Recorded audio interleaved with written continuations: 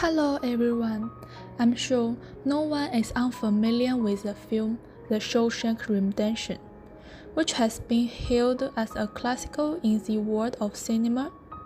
So, what makes The Shawshank Redemption a classical? Let me break it down for you today.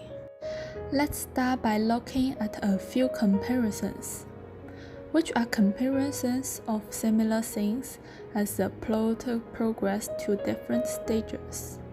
If you can see the difference between them, then you can find the biggest secret of the film's filmmaking. If you look closely at the comparisons, you will see that the biggest secret is the light and the colors. So today I'm going to look at the light and color of this film and analyze what makes The Shawshank Redemption such a classic. Here are a few classical clips where you can see how different lighting and colors can convey the mood of the character at the time.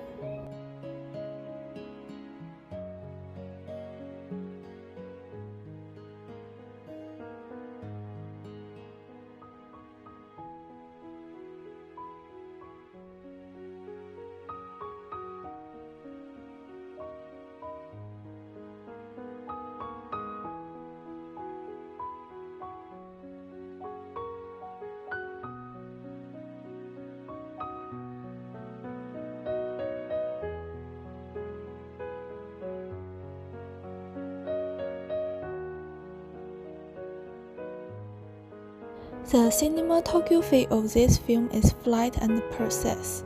For example, the first shot in the opening scenes, you see him come up for a near close-up. Then the camera pans around to show the main character's face. The reason for the close-up is that the protagonist is now in a stage of emotion.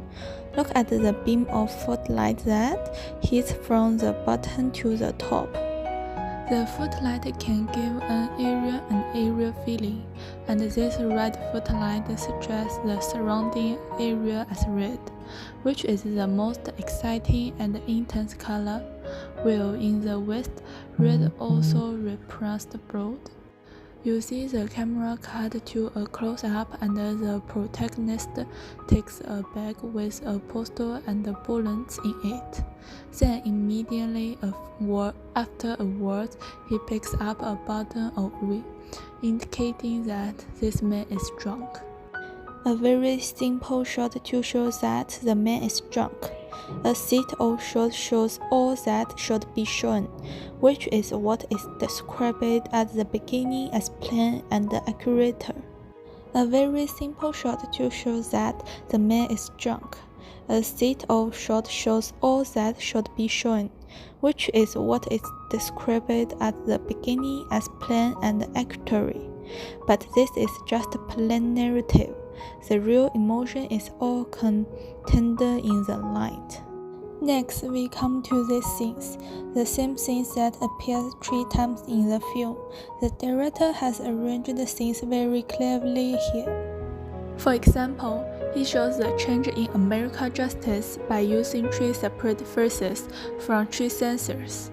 Sit down, please sit.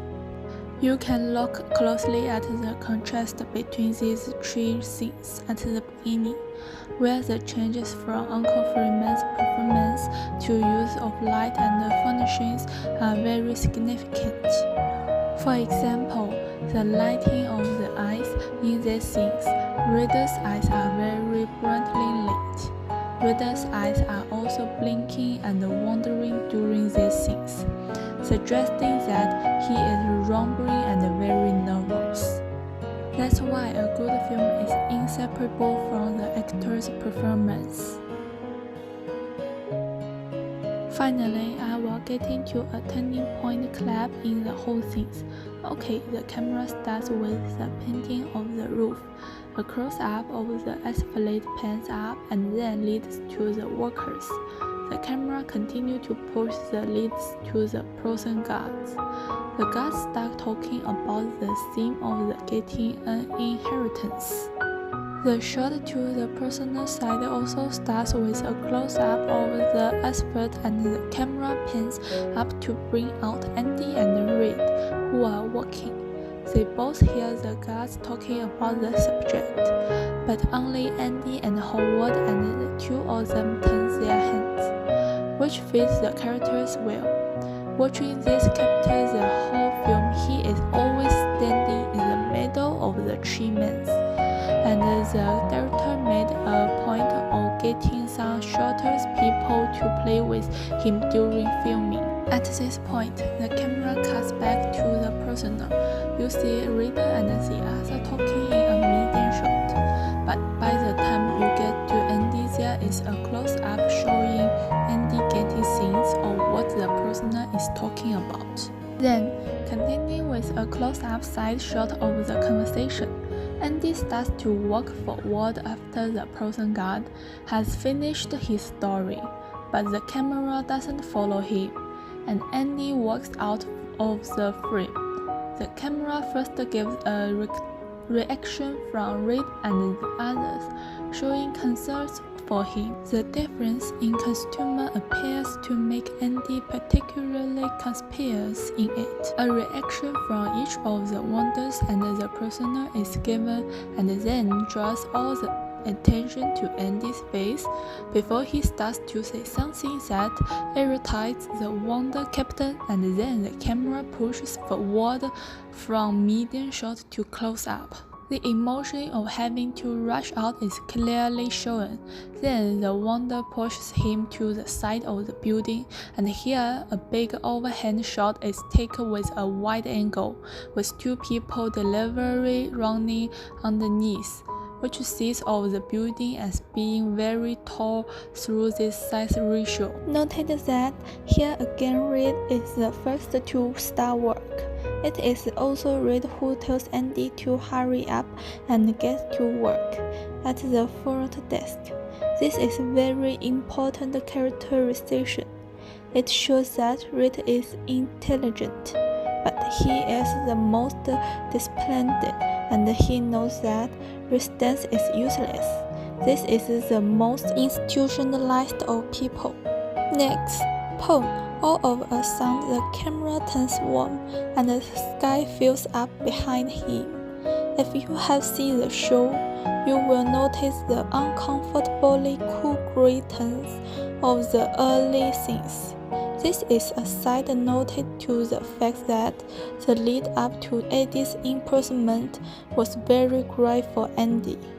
Throughout the play, the director is very clever in his handling of tones and lighting.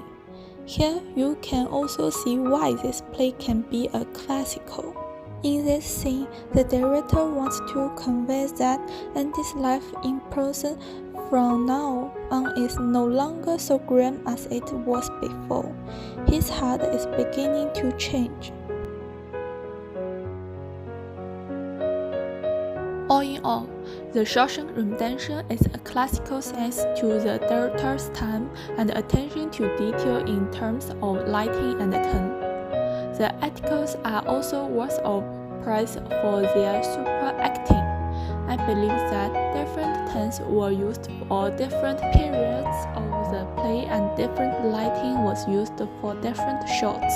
All of these were discussed in depth by Frank and his team to give the audience the best possible result. Frank has not only created such a classical as The Shawshank Redemption, but also American in the Green and Life on Film, to name a few of his masterpieces. Because of a director who is so passionate about his work, and there are so many classical films for people to admire. My name is Chen Anxing. Thank you for watching.